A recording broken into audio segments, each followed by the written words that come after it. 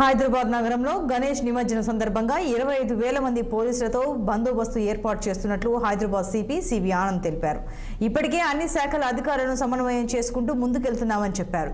సమస్యాత్మక ప్రాంతాల్లో అదనపు బందోబస్తు ఏర్పాటు చేస్తామన్నారు. ఖైరతాబాద్ మహాగణపతిని మధ్యాహ్నం 1:30 లోపు నిమజ్జనం చేసేలా నిర్వాహకులతో చర్చించారని, దానికి వాళ్ళు అంగీకరించారని తెలిపారు. నగర వ్యాప్తంగా అన్ని రకాల విగ్రహాలు కలిపి సుమారు 1,00,000 వరకు ఉండొచ్చన్నారు.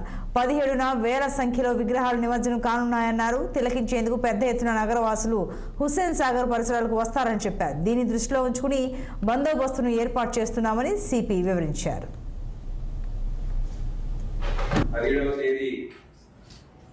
ఫైనల్ ఇమర్షన్ నిమజ్జనం అనేది జరుగుతుంది. ఆ రోజు పెద్ద ఎత్తున ఈ మండపాల నుండి లారీలు, టస్కర్లు ఇవన్నీ కూడా బయలుదేరుతాయి. ప్రతి ప్రాంతం నుండి ఇతర కమిషనరేట్స్ కూడా వారు కూడా అక్కడ నుండి కూడా వాహనాలు ఇటువైపు వస్తుంటాయి. హుస్సేన్ సాగర్ లేక్ వైపు హైకోర్టు ఇచ్చిన ఆదేశాల మేరకు మేము అన్ని చర్యలు కూడా తీసుకున్నాము. ఎన్టీఆర్ మార్గ్ పీపుల్స్ కాలేజ్ పైన రోజువారీగా ట్రైన్స్ పెంచి అక్కడ ఏదైతే రద్దీ ఏర్పడుతుందో దాన్ని ట్యాకిల్ చేయడానికి ఈ చర్యలన్నీ కూడా చేపట్టడం జరుగుతుంది. వచ్చే రోజుల్లో ఇంకా 8,000 మంది బయట నుండి ఫోర్స్ వస్తుంది. కొంతమంది ఇప్పటికే వచ్చారు. ఇదే సమయంలో మనం గుర్తుపెట్టుకోవాలి, మిలాదున్ నబీ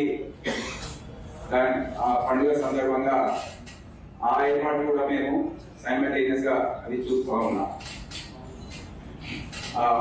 ముస్లిం కమ్యూనిటీ పెద్దలతో వారందరితో మాట్లాడి సమన్వయాన్ని ఏర్పాటు చేసి చర్యలన్నీ తీసుకోవడం జరుగుతుంది. ఈ రోజు కూడా వారి పెద్ద మీటింగ్ లో మేము హాజరై వారితో మాట్లాడుతున్నాము. అన్ని చర్యలు తీసుకుంటున్నాము. పూర్తి స్థాయిలో వారు సహకరిస్తున్నారు. మత సామరస్యం గురించి ఎన్నో చర్చలు ఇవన్నీ కూడా చేశాము. 17వ తేదీ నూజివీడు IIIT మెస్ యాజమాన్యం